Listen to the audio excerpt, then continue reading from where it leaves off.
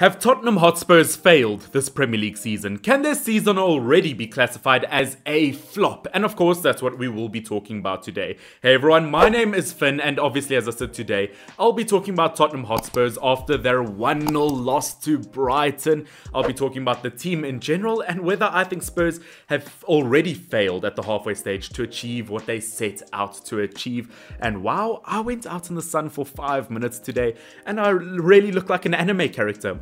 It's kind of cute, but you know what?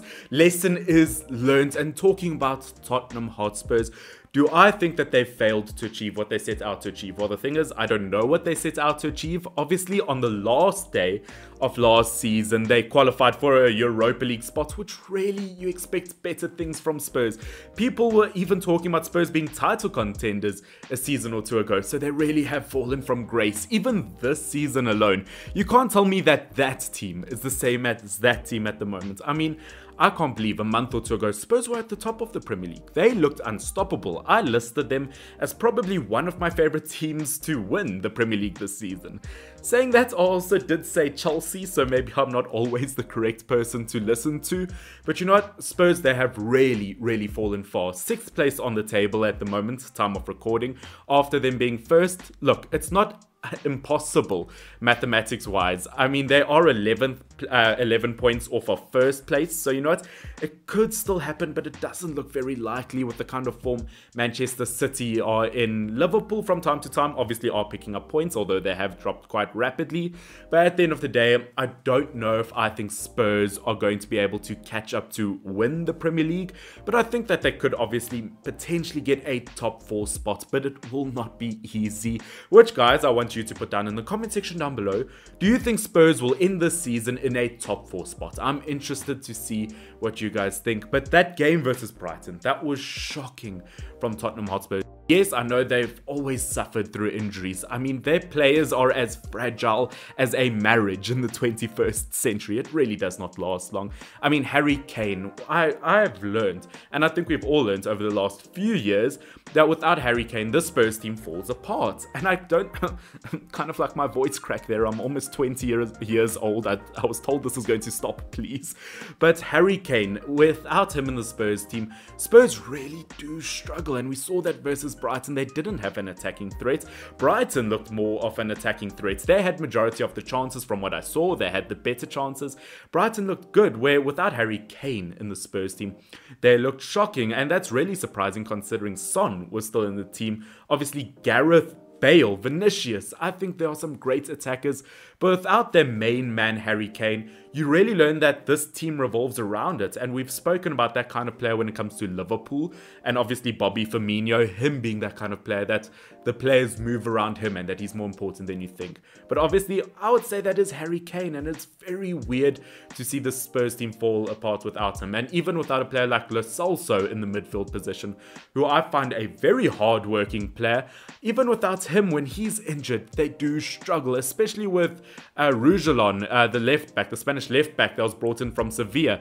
I think that he is great when it comes to attacking modern day fullback play, but when he's injured, once again, limited options at Spurs, and I don't see Spurs really competing for the title this season. Long story short, I don't think that's a surprise, because I don't think this quality of team is good enough, and at the end of the day, I love Jose Mourinho. I genuinely would put Jose Mourinho, in terms of current managers still managing, I would easily put him in my top 3. But at the moment, I don't agree with his tactics at Tottenham Hotspurs. They are about to play Chelsea in the Premier League, which, by the way, guys, obviously I do weekly Premier League predictions, but I won't be doing for Match Week 22 because I am flying from one side of the country to another.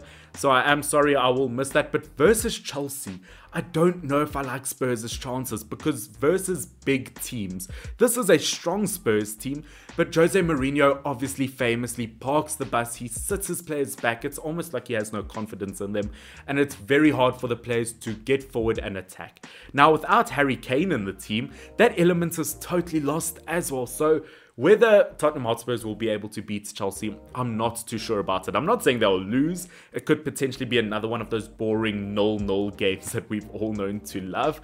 But at the end of the day, Tottenham Hotspur is just not looking good enough. I think goalkeeper-wise, they are sorted in terms of having to bring players in. I'm just going to be talking about different players in the squad now, obviously, because end of the transfer window, and there have been no big-name players coming in, which is really surprising considering Spurs' form. They've only won 2 games in their last 7 or 9, which is really, really shocking, and that just shows the quality between them and a team like Manchester City, who are competing for the title. Just that lack of form. But as I said, looking at the individuals in the Spurs team, goalkeeper-wise, obviously Hugo Lloris. I'm not a huge fan of him, but he's picked up this season. Backup option, obviously Joe Hart. Let's not forget he was England's first choice option about 5-6 years ago, and he is not a bad backup option to have. In terms of defense, I find like this is a major problem for Spurs. Right back, Doherty and Aurier, I think those are very good options, very different players in terms of how they play. Left backs, obviously, as I mentioned, Rougelin and Ben Davies, although I do find Davies, his lack of man marking really does cost the team from time to time. And we saw that versus Brighton. Now, in terms of the centre backs, okay, now this is where I have a major problem with Spurs. I mean, Alderweireld, I think he is good. Obviously, he put his body on the line versus Brighton and he looked brilliant, to be honest. But I don't know. It's not that same partnership between him and Vertonghen. I thought they played really, really well together. But at the end of the day, Alderweireld probably has a good 2-3 years left in him, if even. But other than that, centre-back wise, I have a huge problem with Spurs. They play Rodon, obviously. I mean, look, I think he has potential to him. The Welsh centre-back, I think he looks promising from time to time, but makes way too many mistakes. I saw that especially versus Liverpool. His man marking, once again, that's something I've mentioned over and over. Spurs' defense when it comes to man marking is horrible. I don't think Rodon really is the right player to start at the moment. I would much rather play Tanganga or whatever his name. Sorry if I'm pronouncing it wrong. But I found in games versus Liverpool in the beginning of the season or last season when he played, he really had the right attitude to play and he really gave it his all. So I'm surprised he's not being played. Other than that, obviously Eric Dyer. I mean, genuinely, I think he has better performances in the toilet, probably running off the pitch than on the field. I think he has great moments, but I still don't view him as a centre-back. Better as a defensive midfielder, and you all know how I feel about, obviously, Sanchez. I'm not a huge fan of Sanchez. I feel like he makes stupid mistakes.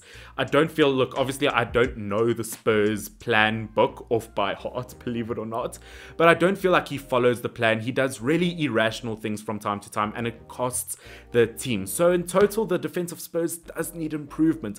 In terms of the attack of Spurs, bar Harry Kane and Heung-min Son, there isn't really much contribution from other places. Lamela, I mean, he's gotten like nothing in terms of goals and assists, and the same goes for both Gareth Bale and Bergwijn. Those kinds of players still need to really step up their game, and until that, Spurs' attack is going to be very heavy-sided on Son and Kane, which, proven, does cause problems when there are injuries. And when it comes to the midfield of Spurs, obviously, I mean, Lucas Moura, whether you play him as a wing or an attacking midfielder, when he's not injured, I think he does a decent job. But I still think Spurs need to find a replacement for Christian Eriksen. He was the perfect creative midfielder. Obviously hasn't been that excellent at Inter Milan, but when he was at Spurs, when it came to set pieces or creative play, he was one of the best in the Premier League. So the fact that they didn't really replace him, I was really, really shocked by that, to be honest. I mean, the next best thing I guess would be Dele Alli, who is apparently injured. I don't know. Jose Mourinho is a bit weird. He's also the kind of guy to be banned from a game and hide inside of a laundry bag. So you don't know how honest he is.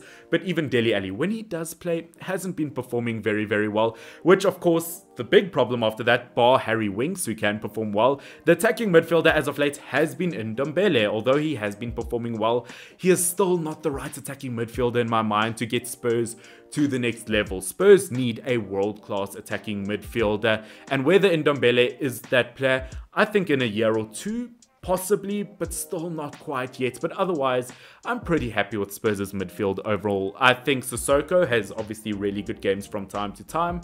Other than that, I think that Højbjerg has been one of the best players for Spurs this season. He's got so much, he really, once again, as I've mentioned, he has the right attitude about him, and he is that kind of player you need on the pitch to really lift other players' attitudes up. He really does have the fight till the end of the game, fight for the full 90 minutes attitude, which I really do love.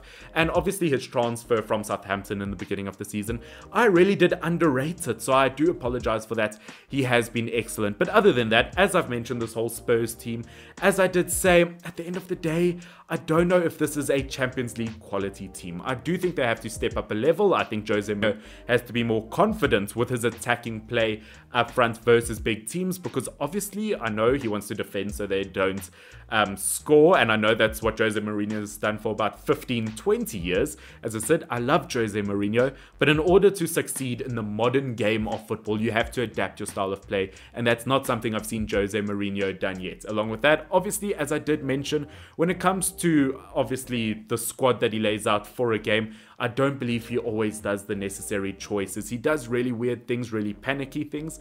Sometimes it works, but more often than not, obviously it doesn't end up working. As I said, only 2 wins in about the last 7 to 9 games. Let's see, obviously, if Spurs can get a result versus Chelsea. I kind of doubt it, but I wouldn't put it past, obviously, the special one. But guys, that'll probably be it for the end of the video. Sorry, I know it's a bit all over the place. And once again, sorry for my sunburn. But guys, that will be the end of today's video. As I said, also sorry for missing my match week prediction this week. I am very, very busy, but I'll be back to it for the next video. And of course, if you want to see more of my content in the future, please do consider hitting that red subscribe button down below. I mean, it guarantees your team winning a Premier League trophy this season. You're a Sheffield United fan, you say. Hit it. You might win the Premier League because of it. But of course, just kidding. Hit that red subscribe button if you want to see more of me in the future, and hit that like button down below if you have enjoyed. But Spurs really need to pick up your game. Let's see what happens versus Chelsea. But of course, this has been Finn, FYNN. Stay awesome. Cheers.